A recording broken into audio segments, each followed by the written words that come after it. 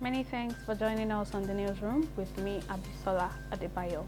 The spokesperson of the Atiku Okowa Presidential Campaign Council, Daniel Bauer, believes Governor Nyesom Wike's non-support will not affect the People's Democratic Party's chances of winning next year's election. Governor Wike and his allies, better known as the G5, are at loggerheads with the leadership of the main opposition party since the presidential primary. The former minister lost to Atiku Abubakar in the exercise, but claims the election was not fair and is insisting on the resignation of the PDP national chairman Iyorchia Ayu. The group has also pulled out of the party's presidential campaign, maintaining that Atiku and the PDP chief are from the same region of the country. But Boalad has downplayed the move, saying the party is poised to win the 2023 presidential election. The Minister of Humanitarian Affairs, Disaster Management and Social Development, Sadiya Farouk, has flagged off the payment of grants to 3,166 beneficiaries of the grant to vulnerable groups in Niger State.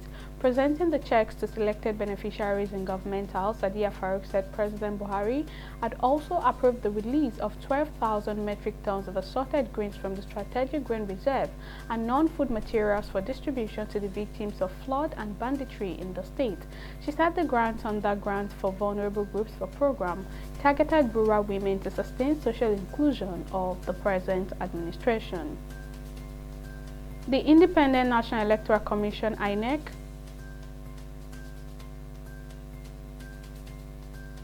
The Independent National Electoral Commission (INEC) says it is constitutionally and legally impossible to resume the continuous voter registration exercise. Festus Okoye, the INEC spokesperson, commented on the contentious issue in a television interview.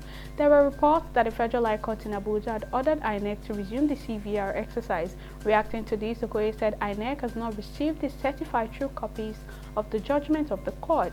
The INEC spokesperson said it will be realistically impossible for the Commission to resume voter registration, citing challenges of resources and mobilization of security personnel as factors that may prevent a resumption. India saw a single-day rise of 294 new coronavirus infections, taking the country's tally to 446,069,000 on Tuesday, while the active cases have declined to 6,209.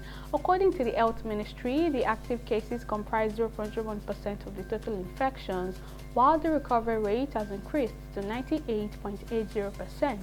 Meanwhile, the number of people who have recuperated from the disease surged to 441,032,000, while the case fatality rate was recorded at 1.19%.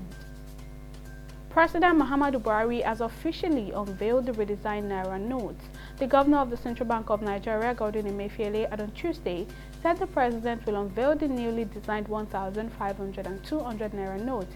The unveiling marks the first time in 19 years Nigeria will be redesigning its currency notes. At a briefing after the ceremony before the Federal Executive Council meeting, the CBN governor debunked insinuations that the early unveiling of the new notes is a means to target any Nigerian.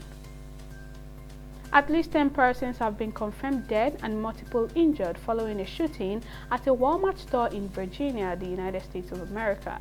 The gunman, suspected to be the store manager, was said to have opened fire on shoppers in the late hours of Tuesday and killed himself afterwards. The outburst of gun violence in the city comes just before Americans celebrate the Thanksgiving holiday and follows another mass shooting at an LGBTQ club in Colorado late Saturday that left 5 people dead. England captain Harry Kane is due to have a scan on his ankle 2 days before his country faces the United States in the World Cup. According to reports, Kane left the Khalifa International Stadium on Monday with a strapping to his ankle after the 6-2 win over Iran, but took part in a light training session on Tuesday. Gareth Southgate's side faces the Americans on Friday, where a victory would guarantee them a place in the knockout stage. Well, that's all on the newsroom at this time. Many thanks for watching.